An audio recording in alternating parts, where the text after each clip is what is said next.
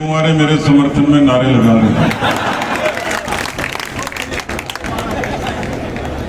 पर मुझे लगता है कि खेतड़ी का कुमारपड़ा इस बार आप सब लोग उतार दोगे।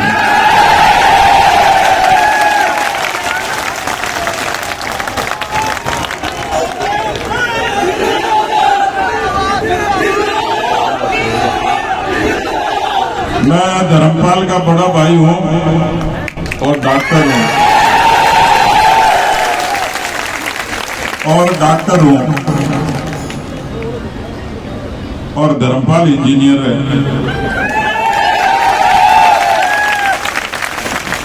तो मुझे लगता है कांग्रेस का इलाज अच्छे तरीके से कर देंगे इस बार।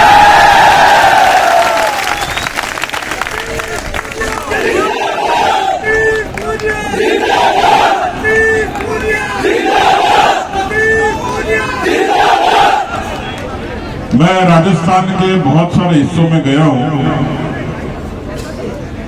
लेकिन आज के जो कार्यक्रम की खूबसूरती है, जिसको देखकर मन में दुआएं उठती हैं, मन गदगद होता है, प्रसन्न होता है, वो खूबसूरती है कि इतनी बड़ी संख्या में हमारी सब माताएं बहनें। मैं देख रहा था कि इस भीषण गर्मी में मैं कई किलोमीटर तक पैदल कलश यात्रा करके आई है, और राव साहब सही कह रहे थे कि जब किसी माता बहने के सर पे कलश सजा हो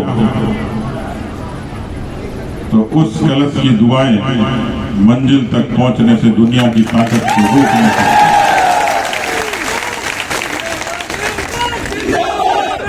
इतनी बड़ी संख्या में किसान सरदारी और इतने सारे जोशीले नौजवान, और उसमें भी साक्षी हमारे राव साहब, आदरणीय सीआर साहब, अलका जी, जिलाध्यक्ष जी, हमारे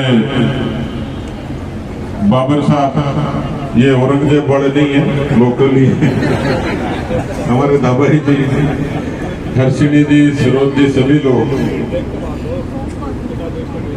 मित्रों, किसान सरदारों,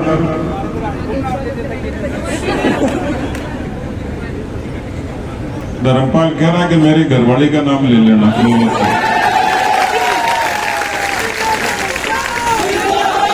भैया सुनो, इतना अकड़ने की जरूरत ही नहीं है।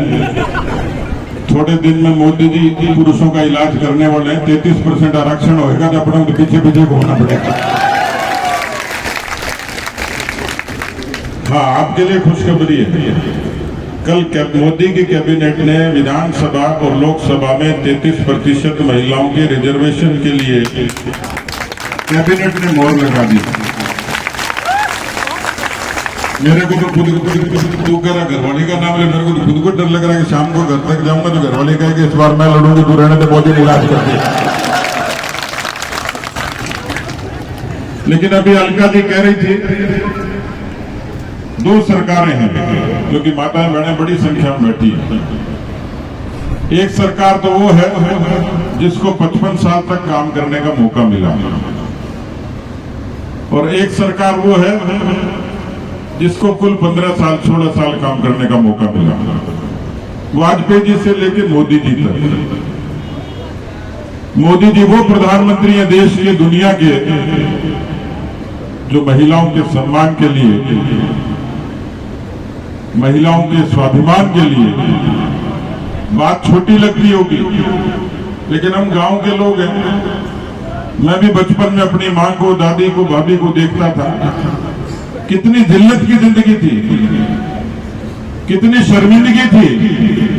बात तो छोटी है, लेकिन इस छोटी बात को बड़ी बनाकर लाल किले से कहने की हिम्मत करने वाला कोई देश का प्रधानमंत्री है जिसने कहा महिलाओं का सम्मान करो और 10 करोड़ शौचालय बने और माताओं बहनों को सुरक्षा, सम्मान और स्वाभिमान दिया। बैंक का खाता आज आसान लगता है। मैं कांग्रेस के लोगों को कहना चाह रहा हूं कि तुम्हारी झोली में कुछ नहीं है। यदि मोदी नहीं होता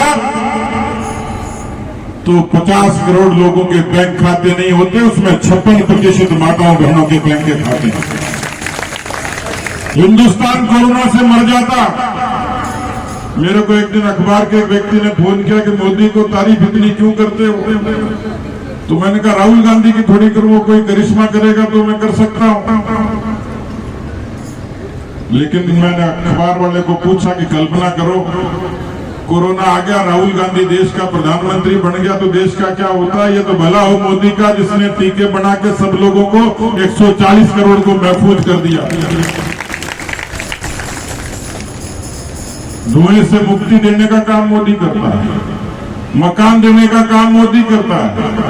और अभी मैं आया तो सब लोग राम राम कर रहे थे, देवनारायण भगवान का जयकारा लगा रहे थे, भारत माता का जयकारा लगा रहे थे। अरे दुनिया में कोई माई का लाल इस धरती पर पैदा नहीं हुआ जिसने 500 सालों के संघर्ष और लाखों लोगों के बलिदान को इज्जत बख्शी हो और अयोध्या की पवित्र भूमि पर भगवान राम के भव्य मंदिर का निर्माण का मार्ग प्रशस्त किया। ये वीर वीरांगनाओं की भूमि है, शक्ति और भक्ति की धरती है।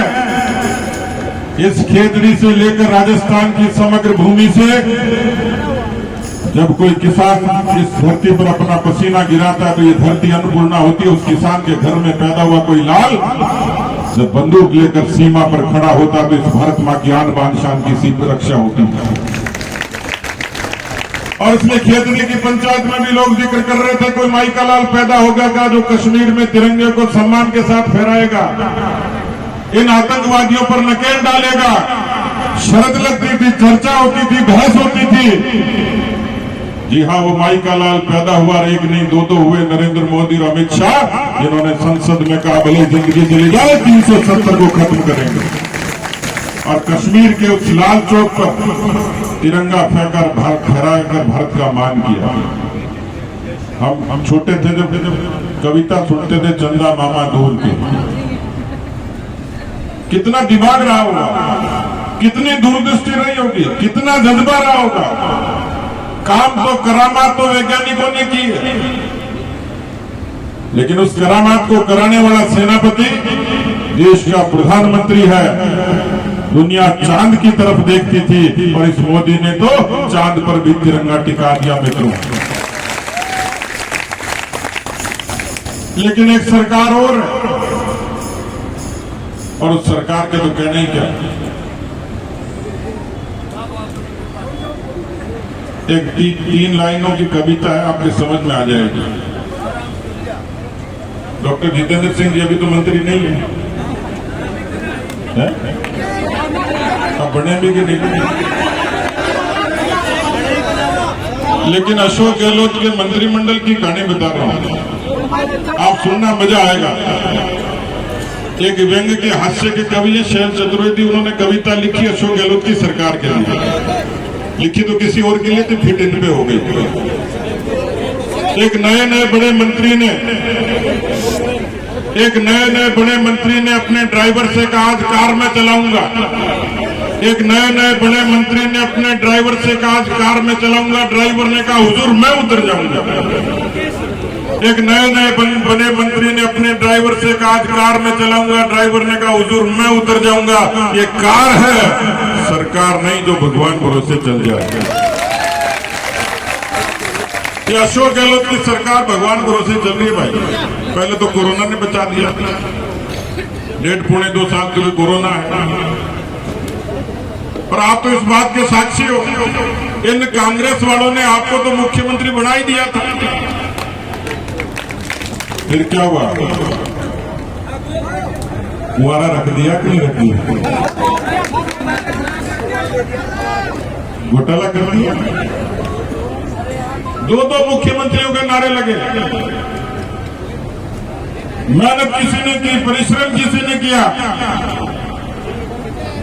और उस बंदर बाट का प्रसाद खाने का जब मौका आया तो अशोक जी ने खूब मजे से 5 साल खाया। हमें उस पर भी कोई ऐतराज नहीं। वो कह रहे घर का झगड़ा था, घर के झगड़े में राजस्थान को दांव पर क्यों लगाया, किस तरीके से लगाया? अभी अलका जी ठीक कह रही थी, राजस्थान हिंदुस्तान में महिलाओं के अपमान का, दुष्कर्म का नंबर 1 प्रदेश हो गया। 6000 बलात्कार होते हैं साल में, 10,92,000 मुकदमे दर्ज हुए हैं, 7 मर्डर होते हैं। और आप में से मुझे बताना किसी का कर्जा माफ हो गया होगा तो। कांग्रेस का जो नेता है, मैं घर का नाम भूल रहा हूं,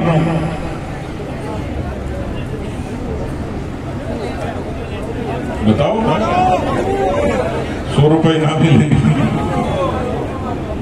उस नेता को ने तो किसान का पता न, खेती का पता न, कर्जे का। और भाई ने धमाधम भाषण दे दिया, कांग्रेस की सरकार आएगी। वो एक फिल्म है माधुरी दीक्षित की, जिसमें गाना गाती है 1 2 3 4 5 6 7 8 9 10 तक गिनती गिनेंगे, किसानों का पूरा कर्जा माफ हो जाएगा। मैं हार मान लूंगा यदि यहाँ खेतरी का किसान हाथ खड़ा करके ये कह दे कि हमारा पूरा कर्जा माफ हो गया होगा। हुआ क्या? हुआ क्या? हुआ क्या? और मैं बताता हूं क्या हुआ। मैंने विधानसभा में सवाल लगाया कि अशोक जी, इस कर्जा माफी के वायदे के कारण राजस्थान की किसान कौम ने हो सकता है कांग्रेस को वोट दिया होगा, इस लोभ में दिया होगा कि हमारी कौम का आदमी मुख्यमंत्री बनेगा। लेकिन उसी किसान कौम के 19,422 उनके खेत कुर्क हो गए। आप, मैं पूछना चाहता हूं आपसे, छोड़ दीजिए जाति बिरादरी, लेकिन इस तरीके की सरकार को जिसने किसानों के साथ ठगी करी, वादा खिलाफी की, क्या उस अपमान का बदला नहीं लोगे आप लोग? क्या उस अपमान का बदला नहीं लोगे? क्या माताओं बहनों के साथ जो अत्याचार हुआ उसमें माताएं बहनें अपमान का बदला नहीं लेंगी? क्या कांग्रेस को धूल नहीं चटाएंगे? क्या खेतड़ी में कमल नहीं खिलाएंगे? क्या खेतड़ी में कमल नहीं खिलेगा? बोलो, खिलेगा या नहीं खिलेगा? अब यहाँ बहुत सारे नौजवान बैठे, यहाँ बहुत सारे नौजवान बैठे। एक लड़के लड़की की सगाई हो गई, घर वालों ने सहमति से सगाई कर दी, क्योंकि दोनों ने रीट की परीक्षा दे रखी थी। रीट की परीक्षा तो जानते हो, रीट की परीक्षा दे रखी थी। थोड़े दिन बाद में रीट की परीक्षा कैंसिल हो गई, क्योंकि पेपर लीक हो गया। अशोक गहलोत की उपलब्धियों में यह भी शामिल हो गया कि राजस्थान में नहीं, हिंदुस्तान में नहीं, दुनिया में सबसे ज्यादा पेपर लीक करने वाली कोई सरकार है तो कौन सी है? अशोक गहलोत की कांग्रेस पार्टी की सरकार है कि नहीं? झूठ बोल रहा हूं क्या? 19 बार पेपर लीक हुए, लड़के और लड़की की सगाई हो गई, रीट की परीक्षा का फार्म भर दिया, परीक्षा देने गए तो रीट की परीक्षा कैंसिल हो गई। थोड़े दिन बाद लड़के ने लड़की से पूछा, लड़के ने लड़की से पूछा, शादी का इरादा है क्या? लड़की ने कहा कि नहीं, शादी नहीं करूंगी।